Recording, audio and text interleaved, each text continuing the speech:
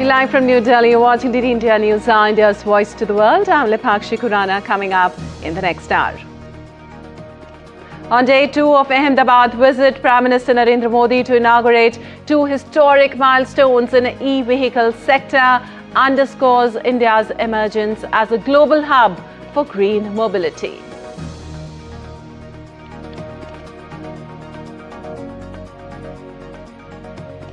Indian Navy all set to commission advanced stealth frigates INS Udaygiri and Himgiri at Naval Base in Visakhapatnam, displaying India's defence manufacturing power. Iran to hold new round of nuclear talks with European powers in Geneva today, while country's supreme leader Khamenei refuses to obey US and vows to resist. Trump warns of consequences if Putin Zelenskyy don't meet to end the growing conflict. Meanwhile, Kyiv rejects Russia's recent proposals for peace, citing it doesn't amount to real concessions.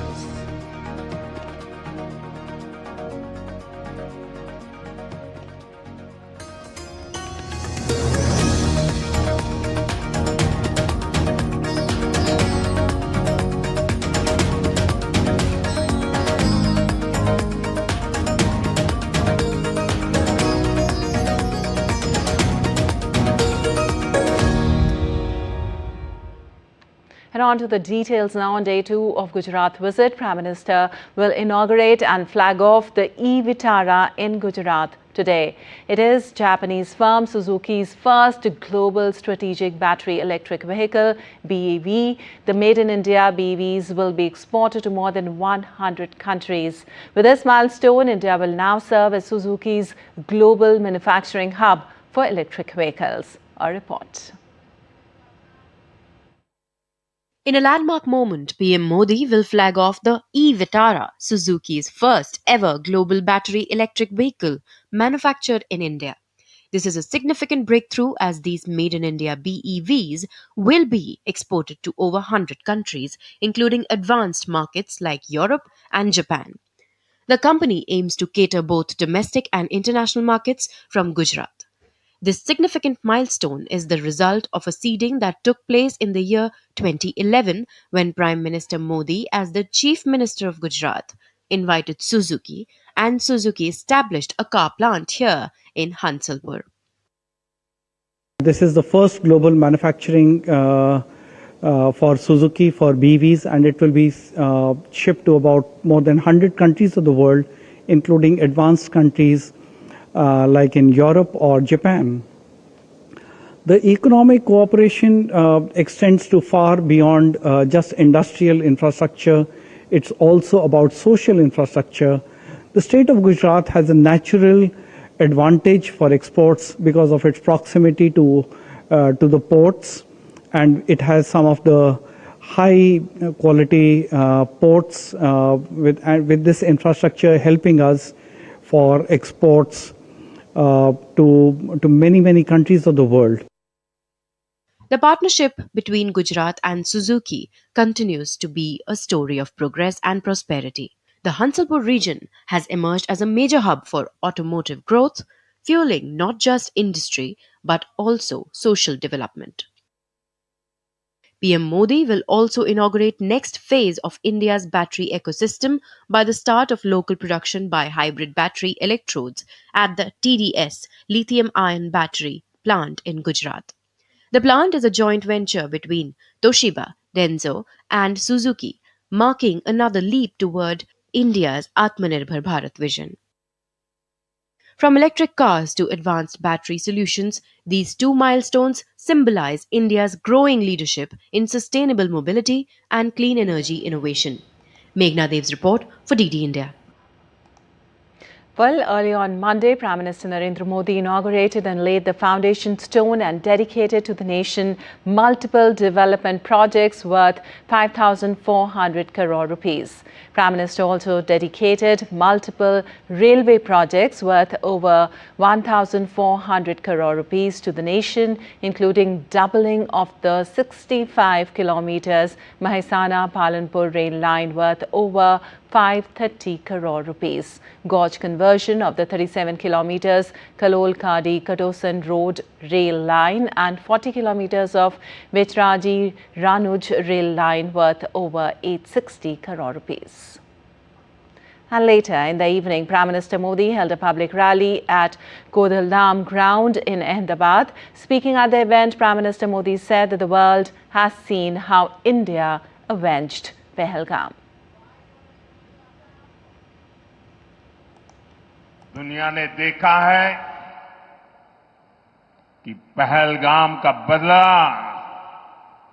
Bharat ने कैसे लिया।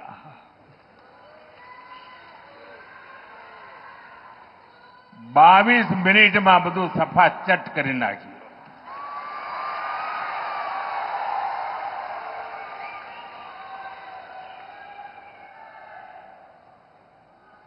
અને સેંકડો kilometre અંદર જઈને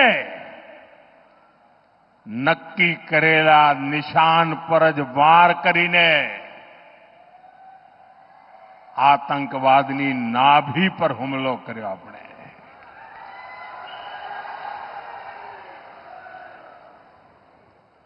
operation सिंदूर हमारी सेना के शौर्य और सुदर्शन चक्रधारी मोहन के भारत की इच्छा शक्ति का प्रतीक बन गया है। The Indian Prime Minister said that everyone is busy doing politics based on economic interest, but his government will never let any harm come to the small entrepreneurs, farmers or animal keepers. आप सभी आज दुनिया में आर्थिक स्वार्थ वाली राजनीति सब कोई अपना करने में लगा है, उसे हम भली भांति देख रहे हैं। मैं अहमदाबाद की इस धरती से अपने लघु उद्यमियों से कहूंगा, मेरे छोटे छोटे दुकानदार भाई बहनों से कहूंगा, मेरे किसान भाइयों से कहूंगा, मेरे पशुपालक भाई बहन से कहूंगा, और मैं गांधी की धरती पे से बोल रहा हूं, मेरे देश के लघु उद्यमी हो, किसान हो, पशुपालक हो, हर किसी के लिए मैं आपको बार बार वादा करता हूं, मोदी के लिए आपके हित सर्वोपरि है।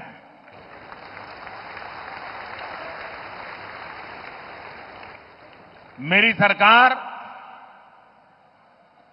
लघु उद्यमियों का, किसानों का, पशुपालकों का कभी भी अहित नहीं होने देंगी। दबाव कितना ही क्यों ना आए, हम झेलने की अपनी ताकत बढ़ाते जाएंगे। And for more on this, we have Meghna joining us from Ahmedabad. Well, Meghna, yesterday was a big day for Gujarat with major bonanza announcements by the Prime Minister. Could you give us an overview of the events yesterday? Yes, absolutely. Lapakshi, yesterday there was this event wherein Prime Minister Narendra Modi did hold a public rally in Ahmedabad in the area of Nicole. Now, this place basically he made a number of announcements in terms of laying foundation stones for multiple projects. These projects, most of them connected to railways, connectivity and roads. Specifically, what also got a lot of cheer from the crowd was the widening of the SP Ring Road in Ahmedabad. That is a place from which actually connects a lot of the city and is always, there are jam issues, traffic jam issues that will be resolved with the widening of this road. So the work for that will also start as Prime Minister Narendra Modi announced yesterday. And besides that, also there are a number of trains that were announced. Also besides that, number of railway developmental projects that were announced.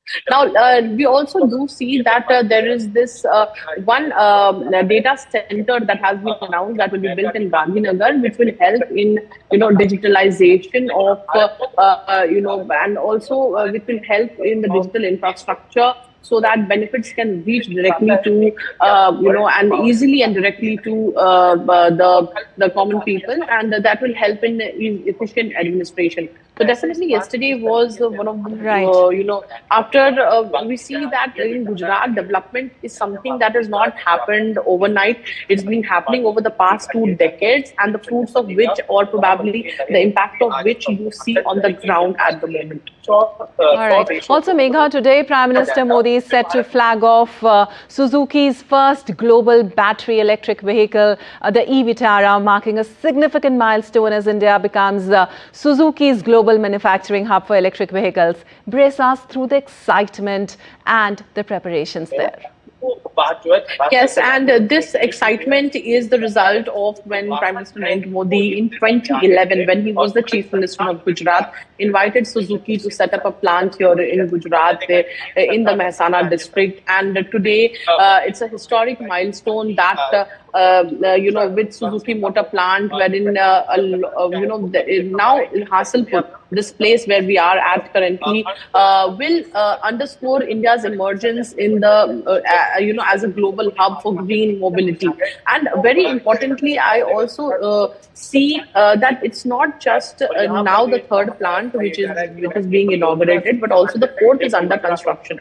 So we do see how far-sighted this vision was when in 2011 Prime Minister Narendra Modi invited Suzuki to come and set up a plant here, and after first, second, now it's the third, and the fourth is already under construction. So how this commitment to make in India, Atmanirbhar Bharat, is getting accelerated. Now it's a big example of Make in India also, when we see that Prime Minister will inaugurate and flag off the VITARA, which is Suzuki's first global strategic battery electric vehicle. Now this vehicle basically also has this important thing that the export line will go to 100 countries. Okay. Now when we see this all right, Megha. Thank you Yes. so much. Thank you so much for all those details. We'll keep coming back to you throughout the day for the updates. And moving on, Indian Navy is set to commission the latest state-of-the-art Project 17A multi-mission stealth frigate Udaygiri and Himgiri at Visakhapatnam Naval Base on Tuesday. India's Defence Minister Rajnath Singh will preside over the ceremony. This will be the first occasion when two frontline surface combatants constructed at two different shipyards will be commissioned simultaneously, underscoring the growing maritime importance of India's eastern seaboard. Both these vessels incorporate significant improvements in design, stealth, weapon and sensor systems, and are capable of executing full spectrum of maritime missions in blue water conditions. Well, in keeping with the Navy's tradition of reviving names of illustrious predecessors, both frigates are named after earlier INS Udaygiri and INS Himgiri that served the nation with distinction for over 30 years before being decommissioned. The commissioning of Udaygiri and Himgiri will augment the Navy's combat readiness and reaffirm India's resolve to achieve self-reliance in warship design and construction. Well, upon commissioning, the two frigates will join the Eastern Fleet, strengthening India's ability to safeguard its maritime interest across the Indian Ocean region.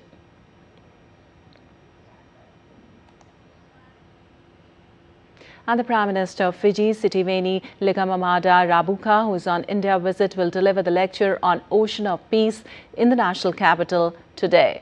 Early on Monday, the visiting Prime Minister called on the President of India, Draupadi Murmu, at Rashtrapati Bhavan in New Delhi.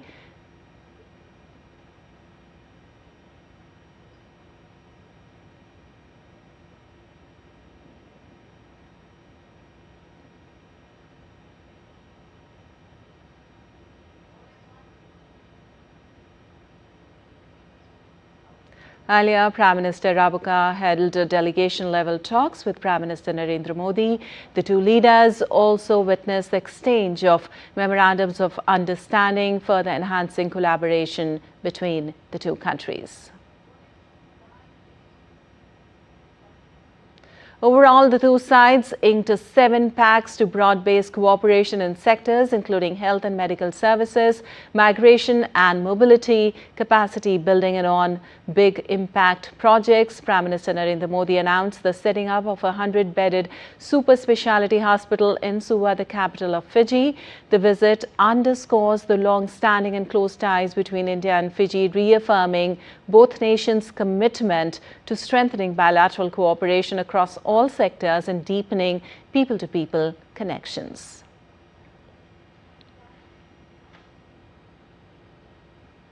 And India's Chief of Army Staff, General Upendra Dwivedi, who is on Algeria visit, held a high-level meeting with senior Algerian leadership, including his counterparts. The discussions were aimed at aspects of bilateral defense cooperation, further nurturing the military bond between both the armies and enhancing mutual commitment towards peace and security. Well, during his ongoing visit to Algeria, reviewed the Guard of Honor at Headquarters Land Forces Command in Algiers.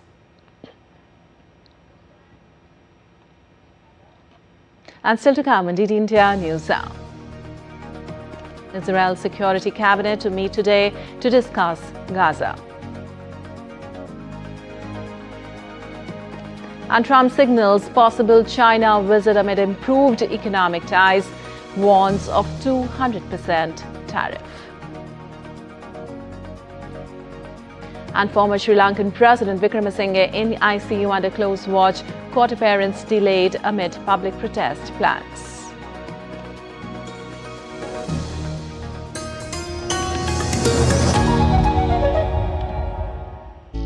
Jharkhand will mesmerize you with majestic nature, rich heritage and colorful culture. Johar. Johar. Arey, it fits perfectly. Thank you. Full workout ho gaya. Ready?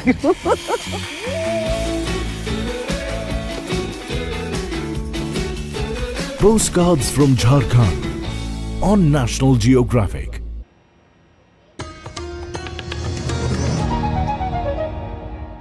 Welcome back. You're watching DD India News. I'm Lipakshi Khurana, and moving on, nuclear talks between Iran and Britain, France and Germany will be held on Tuesday in Geneva, marking the second such meeting since Iran's mid-June 12-day conflict with Israel and subsequent US strikes on Tehran's nuclear facilities.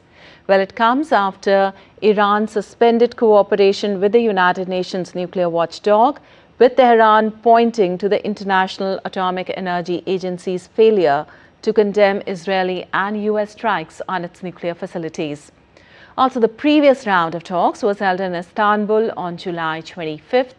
The European trio have threatened to trigger a snapback mechanism under the 2015 nuclear deal, which would reimpose the UN sanctions that were lifted under the agreement unless Iran agrees to curb its uranium enrichment and restore cooperation with IAEA inspectors. Also, Iran disputes the legality of invoking the clause, accusing the Europeans of not honoring the commitments under the accord. Britain, France and Germany, along with China, Russia and the United States, reached an agreement with Iran in 2015 under a deal formally called the Joint Comprehensive Plan of Action, or JCPOA.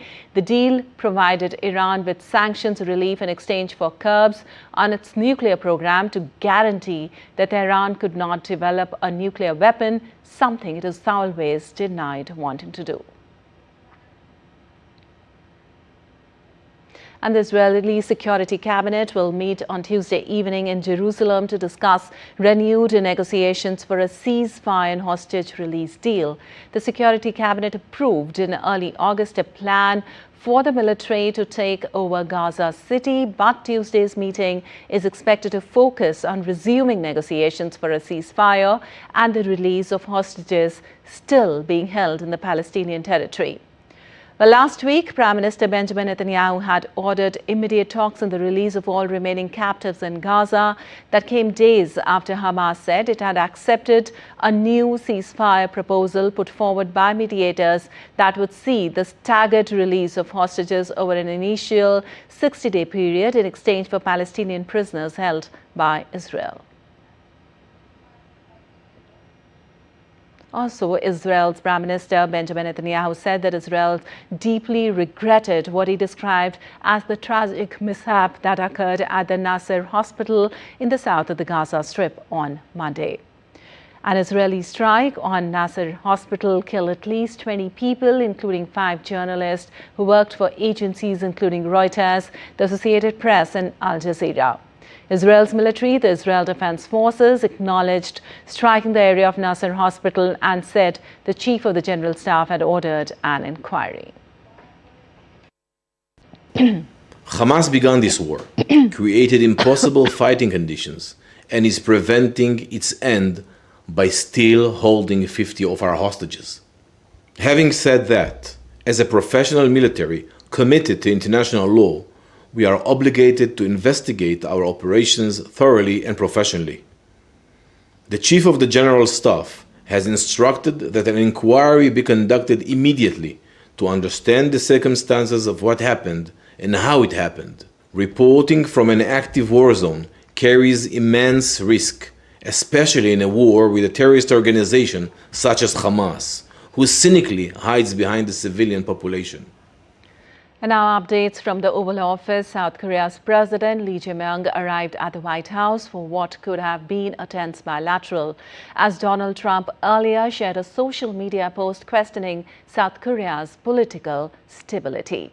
But any prospect of a hostile Oval Office meeting evaporated after Lee heaped praise onto the U.S. president, lauding the decor, beseeching Trump to continue to help with Korean peace efforts and even suggesting a Trump Tower in North Korea. Instead, the leaders focused on deepening economic ties. The North Korean leader, Kim Jong-un, was mentioned repeatedly, with Trump saying he has a great relationship with the dictator. I have a great relationship with Kim Jong-un. I hope it stays that way. I think it will. I have a very good relationship. I understand him. I spend a lot of free time with him talking about things that we probably aren't supposed to talk about. And, you know, I get along with him really well. I think he has a country of great potential, tremendous potential. Is it possible you meet him this year or maybe next year? Well, I'm meeting a lot of people. I mean, it's hard to say that, but I'd like to meet him this year. Well, the South Korean leader lightheartedly added that he looked forward to Trump constructing a Trump Tower in Pyongyang. Trump in turn praised Lee, saying he was doing a much better job than his predecessors in handling relations with the North.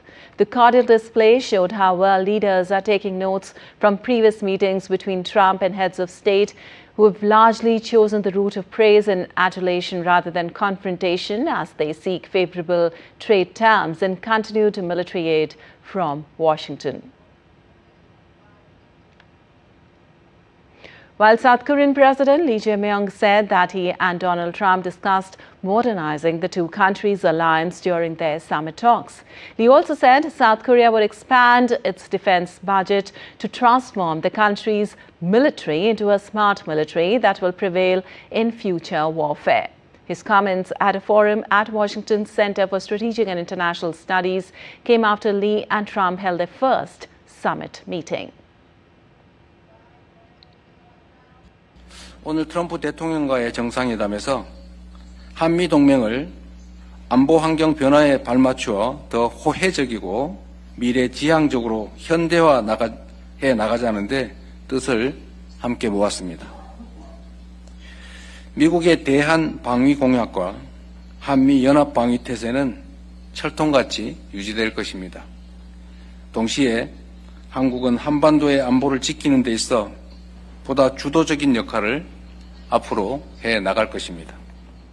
Well, U.S. President Donald Trump on Monday said that he expects to visit China this year or shortly afterwards, noting that economic ties between the two countries have improved, even as he kept the door open to steeper tariffs.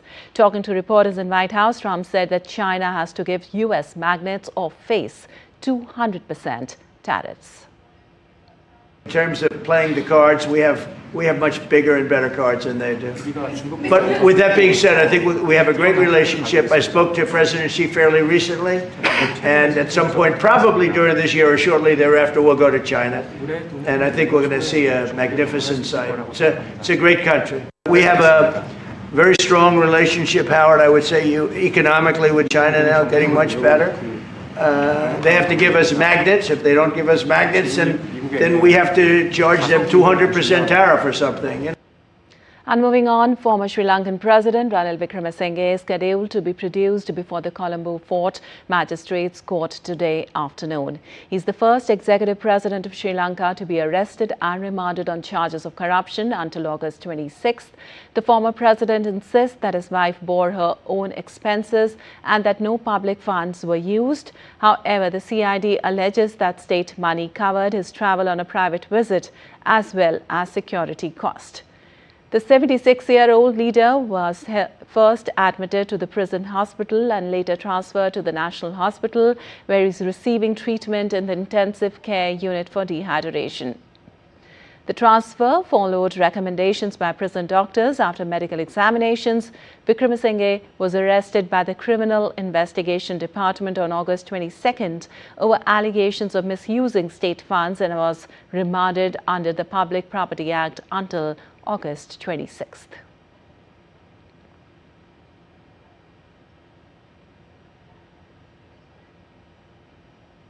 All right, and for more, we have Dr. Ahmed Faruqi joining us from Sri Lanka. Well, Dr. Ahmed, can you provide us more details on the current medical condition of the former President Wickremesinghe and whether there are any signs of improvement there? Lepakshi, good morning to all of our viewers. Yes, you see the former president was admitted to the ICU in the National Hospital, where the treating doctors have said that his condition is now fairly stable. But they say that still it is a matter of importance that he has to pay sufficient attention to his health. On Friday, he spent more than 10 hours at the court in the midst of very hot weather. And that led to, a dehydration in his case, whereby he was later admitted to the prison hospital and later on shifted to National Hospital, where he was admitted to the ICU.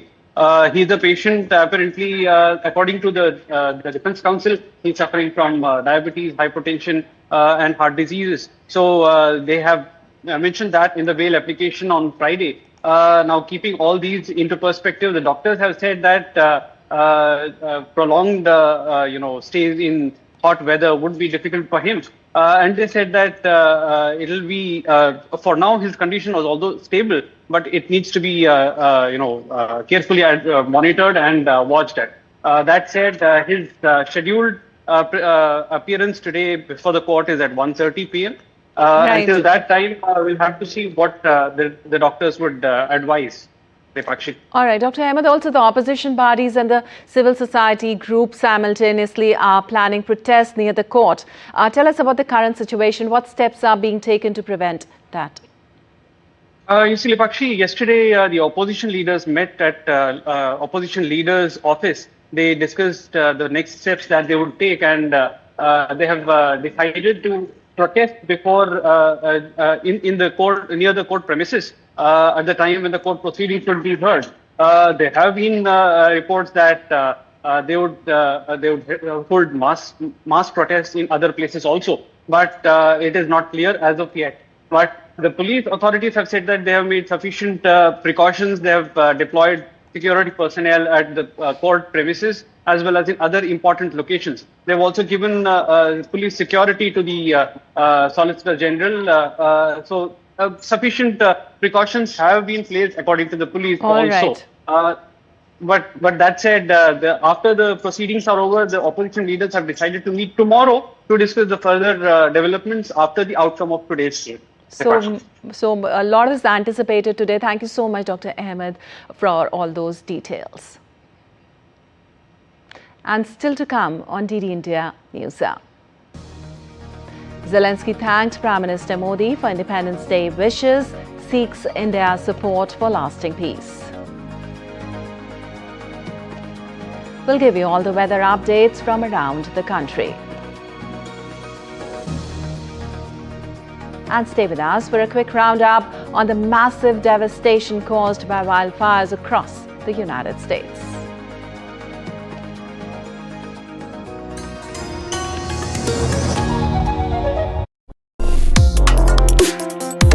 Complex issues, hidden agendas, twists and turns, strategic games.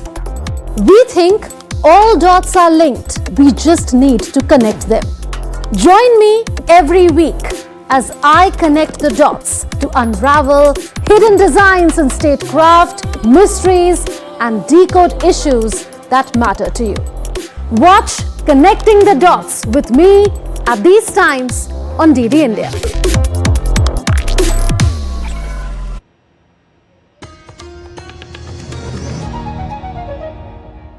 Welcome back. You're watching DD India News. I'm Lipakshi Khurana, and time now for a quick recap of the headlines. On day 2 of Ahmedabad visit, Prime Minister Narendra Modi to inaugurate 2 historic milestones in e-vehicle sector underscores India's emergence as a global hub for green mobility. Indian Navy all set to commission advanced stealth frigates INS Udaygiri and Himgiri at Naval Base in Visakhapatnam, displaying India's defence manufacturing powers. In Iran to hold a new round of nuclear talks with European powers in Geneva today, while country's supreme leader Khamenei refuses to obey US and vows to resist. Also, Trump warns of consequences if Putin and Zelenskyy don't meet to end the growing conflict. Meanwhile, Kyiv rejects Russia's recent proposals for peace, citing it doesn't amount to real concessions. And US President Donald Trump suggested that Russian President Putin is reluctant to meet Ukrainian President Volodymyr Zelenskyy because he doesn't like him. Speaking to reporters during a meeting with South Korean President Lee Jae-myung, Trump warned that there could be consequences if Putin and Zelenskyy do not meet. He said the two leaders should meet and he would see what happens over the next week or two before stepping in. Yeah, there could be very big consequences, but we'll see what happens. There might be very big consequences because this is something that has to end. So we'll see what happens over the next week or two. And at that point, I'll step in very strongly. And if I have to be there, I'll be there. And we'll either have a deal or we won't. Also, Trump stated the Ukraine conflict had been much more difficult to resolve than he earlier believed. His comments came a day after Russian Foreign Minister Sergei Lavrov announced that Putin was open to talks with Ukraine but raised doubts over Zelenskyy's legitimacy. He added that while Zelenskyy remained the de facto head of the Ukrainian regime, the issue of who would sign any agreement was a very serious one. Meanwhile, Trump still insisting that progress can be made, offered his own metaphor. It takes two to tango, I always say, and they should meet, I think, before I have a meeting and probably close the deal, he said. Also, US President Donald Trump confirmed on Monday that he had talked to Russian counterpart Vladimir Putin since meeting in Washington last week with the Ukraine's Volodymyr Zelenskyy and European leaders. Trump was last known to have spoken to Putin on August 18th when he interrupted his talks with Zelenskyy and the Europeans at the White House to call the Russian leader. Meanwhile, on Monday, Ukrainian President Volodymyr Zelenskyy rejected Russia's peace proposals as lacking real concessions during a meeting with German Vice-Chancellor Lars Klingbeil in Kyiv. Klingbeil also expressed skepticism over Putin's intentions, warning that the Russian leader may not be seeking a serious peace, and reaffirmed Germany's commitment to bolstering Ukraine's military strength.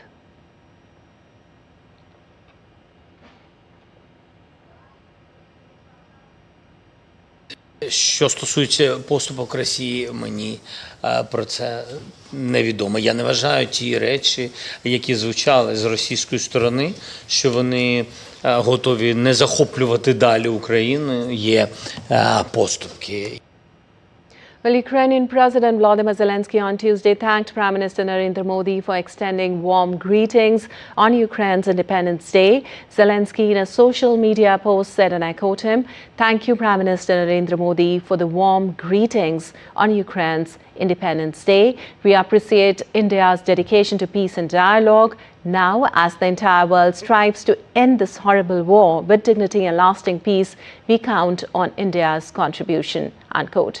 He further wrote, "Every decision that strengthens diplomacy leads to better security, not only in Europe but also in the Indo-Pacific and beyond."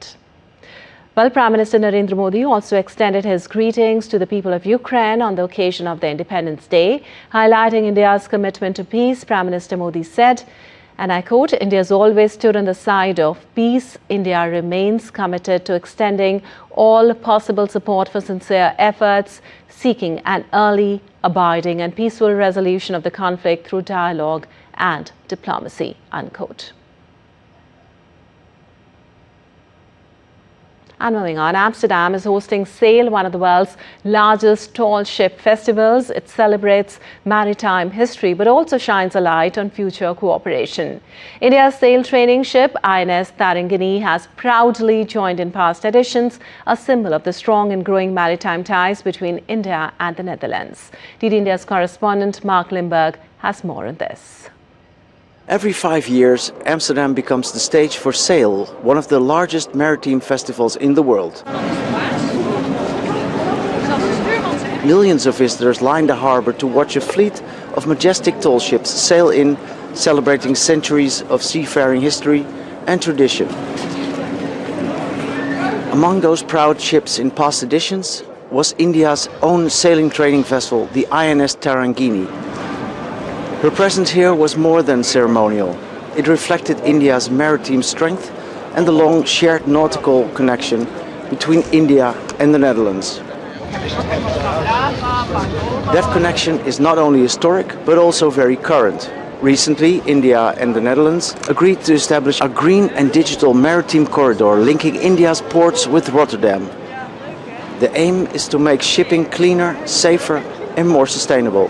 A vital step for the future of global trade, including the transport of green hydrogen and other clean fuels. So while Sail is a celebration of the past, it also points to the future. The participation of the Udaygiri remains a proud symbol of friendship, cooperation and a shared commitment to maritime innovation between India and the Netherlands. Mark Limburg reporting for DD India from Amsterdam, the Netherlands. And moving on, the Department of Animal Husbandry and Dairying under the Ministry of Fisheries, Animal Husbandry and Dairying released the guidelines and standard operating procedures for blood transfusion and blood banks for animals in India.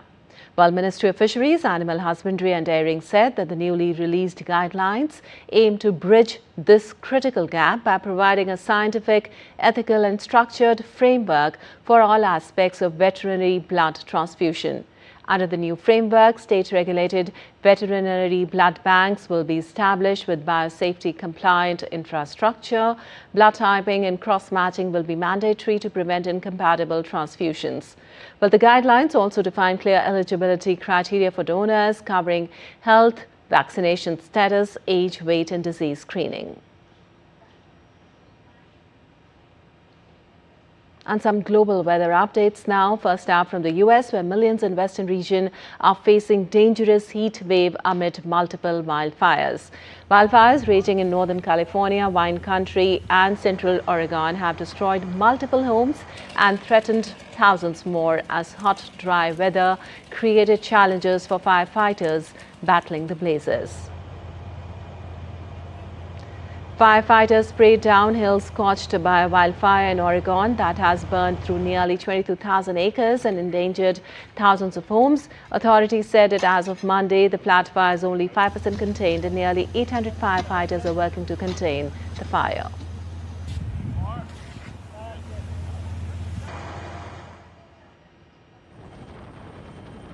Meanwhile, in Northern California's Napa County, a wildfire dubbed the Picket Fire has tarred more than 7,000 acres and is only 13% contained. Authorities said around 1,200 firefighters have been deployed and helicopters are being used to bring in personnel due to the steep terrain.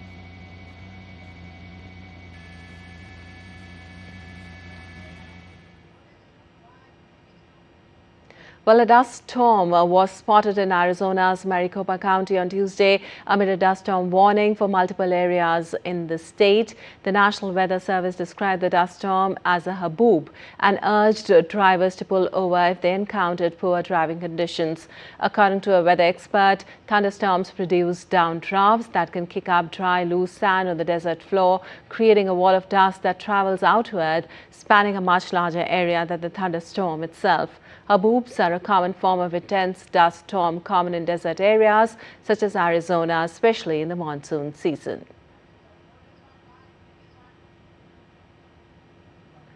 Well, Typhoon Kajiki made landfall in Vietnam on Monday afternoon, battering the country's coastal provinces with winds up to 118 to 133 km per hour. Vietnamese authorities have said it could be as powerful as Typhoon Yagi, its most powerful storm in 30 years, which killed 300 people when it hit last year. While the storm has decreased in intensity, the wind speeds remain high. Close to 600,000 people were ordered to leave their homes in the coastal and central provinces. Flights have also been suspended at 2 airports in its central region, along with some train services. Meanwhile, road travel has been suspended in Ha Tinh, a northern coastal province. Vietnam isn't the only county facing off Typhoon Kajiki, which earlier skirted past China's Hainan Island and brought heavy rain and strong winds to southern China. Authorities in Thailand have also sent weather warnings to 58 provinces as the typhoon approaches the country. There have been warnings of flash floods, runoffs and landslides could also hit the country.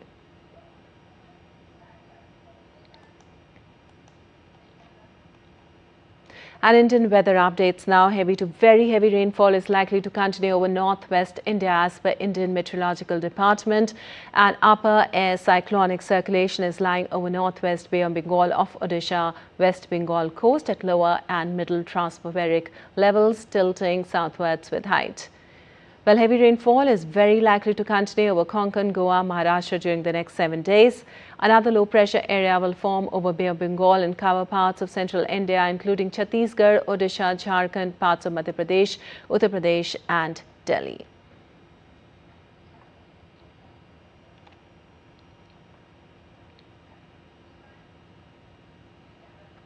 And in Rajasthan, Meteorological Department has predicted light to moderate and heavy rains in a few districts of the state in the next 2 to 3 days. Orange alert has been issued in Jalore, Sirohi, Udaipur on Tuesday, and yellow alert for Bamer, Pali, Ratsamand, Durgapur, Banswara, Churu, Jhunjhunu, Alwar districts. Meanwhile, schools will remain closed in 8 districts on Tuesday.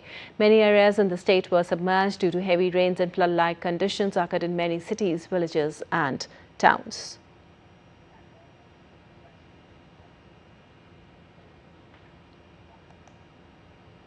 And for more, we have DD India's Lakshya Arya joining us from Rajasthan. Well, Lakshya, can you give us an update on the current flood situation, especially in the affected districts, and how severe is the impact on the local communities and infrastructure there? Well, the Pakistan state is receiving a heavy spell of rain continuously from last 3 to 4 days. Even the the momentum will not get to stop in coming 2 days as well. As per the IMD, as per the latest with the IMD, the spell of rain will continue in coming 2 days as well. As the trough line is passing through Bikaner, Jaipur, then Agra and Jamshedpur and Bay of Bengal. So a state is likely to receive new fresh spell of rain in coming 2 days, while in 11 districts of Rajasthan, major districts, alert has been issued. Orange and yellow alert has been issued, while in 3 districts, including Sirohi, Udaipur, the orange alert has been issued, while in 8 districts of Rajasthan, the schools and education institution has been shut down. While CM Bhajanlal Sharma is regularly reviewing the rescue operations and current situation in the affected districts of Rajasthan, he is continuously having a review meeting with the district collectors, and district collectors along with the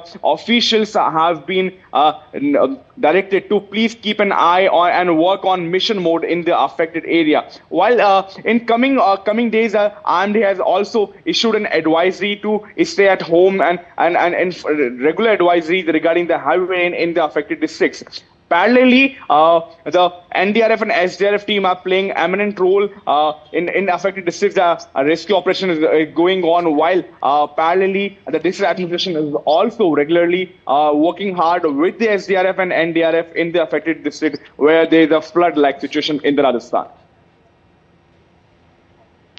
All right, Lakshya, thank you so much for all those details and update from Rajasthan. And moving on, several parts of Punjab are witnessing incessant rain since last 72 hours. The situation has become grim as several villages across Punjab have been flooded. In view of this situation, the schools in Pathankot, Hoshiarpur, Jalandhar and Kapurthala have also been shut down for today. People in several districts are leaving their homes and moving to safer places.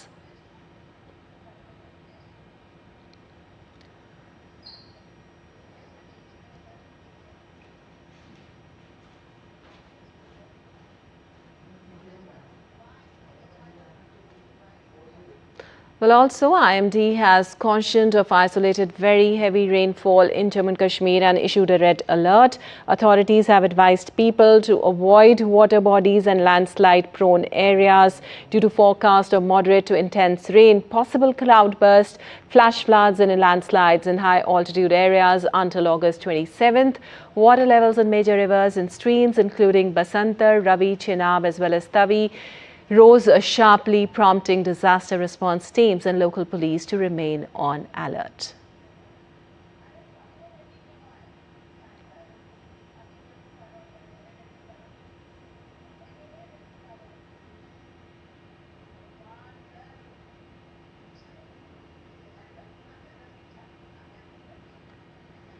And for more on the weather, we have DD India's Ankush joining us from Jammu. Well, Ankush, what is the current ground situation in the most affected districts of Jammu division, and are there any reports of damage or evacuations so far?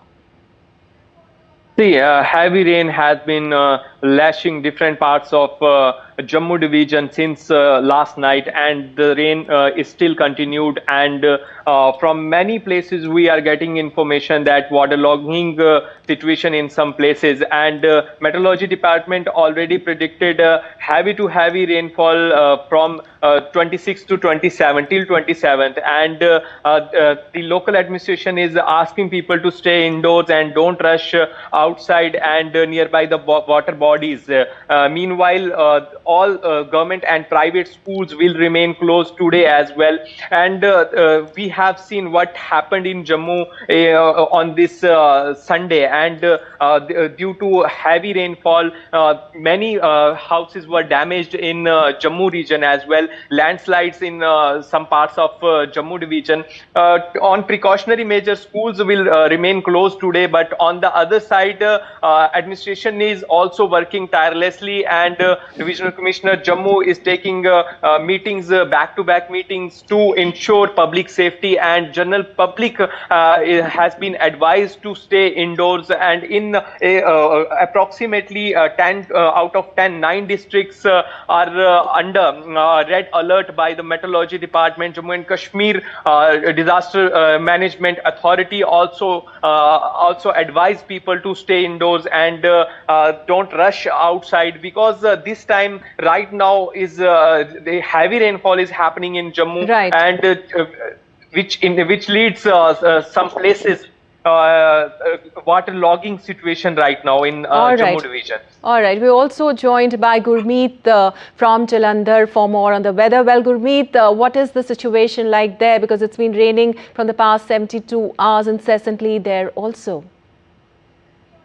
Yeah, Lipakshi, in Punjab and Himachal Pradesh, because both are the adjacent states, the monsoon season has turned into nightmare for people. Sudden cloudburst and relentless rains in Himachal Pradesh have left a lot of towns, villages and fields submerged into water. In Punjab also, heavy rains and cloudburst have triggered the floods and landslide. And specifically, if I talk about Punjab, that is grappling with one of its most severe monsoon onslaught on record. By now, the state faced more than 1,272% excess rainfall. If I talk about Pathankot, Fazilka, Gurdaspur, Hoshiarpur, these are the border areas which are facing severe flash floods, which are facing severe flood waters at the moment, and people have been asked to leave for the safer places. And if we talk about Himachal Pradesh, since June 2025, there have been about 77 incidents of flash floods, 79 incidents of landslides, and more than 40 incidents of cloudburst. And in Punjab, specifically if I talk about, then since last 3 days, there are several areas where there is incessant rain, and that has caused the lot of dams in Punjab to release water. And if I talk about Pathankot, then Ranjit Sagar Dam, about 7 floodgates have been opened up. The water has been released from there, and due to that only, the Ravi River has got increase in the water level that has reached up to 526.89 mm. In similar pace, if we talk about Hoshiarpur, Jalandhar, Kapurthala, Amritsar, Gurdaspur, Fazilka, several areas have been impacted, and the water has reached to the villages, the fields, and crops have been damaged of the farmers. Of course, the situation seems to be very, very grim. Gurmeet, thank you so much for all those details. And moving on, heavy to very heavy downpour continues to lead to widespread destruction in Himachal Pradesh, with houses being damaged at several places and several roads also being closed. The district administrations in Mandi, Kangra, Chamba, Una, Bilaspur and Kullu districts have ordered closure of educational institutions in view of the rains. And you're watching DD India News Hour. Time now for some sports news. Updates from 2025 US Open now. American Francis Tiafoe launched his latest bid to end the American men's drought at the US Open with a confident win over Japan's Yoshihito Nishioka. The twice semi-finalist joins 4th seed Taylor Fritz and 6th seed Ben Shelton in the second round as they aim to become the first American man to lift the US Open trophy in 22 years. Well, 12th seed Casper Ruud cruised his way into round 2. Ruud registered straight sets win against Austria's Sebastian Ofner 6-1, 6-2, 7-6. And India's star javelin thrower Neeraj Chopra will return to action at the Diamond League final title in Zurich, Switzerland on Thursday. The double Olympic medalist will face stiff competition from formidable challengers like Anderson Petens and Julian Weber.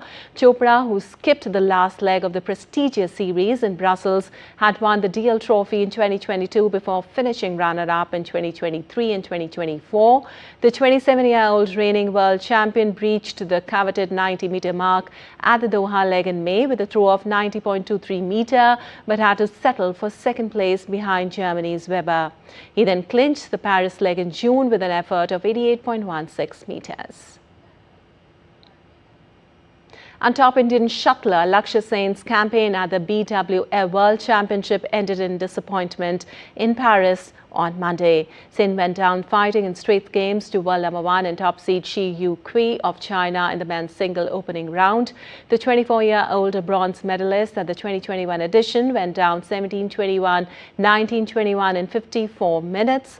Despite pushing the Chinese to long rallies and producing best of his attacking brilliance, the Indian faltered in key moments, unable to breach Shi's rock-solid defense and explosive finishing.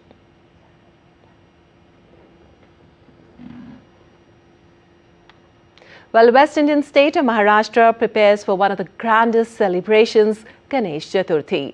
The city of Mumbai has already transformed itself for the grand arrival of Lord Ganesh. Streets have come alive with colors, chants and the sounds of drums as people get ready to welcome their beloved Bappa.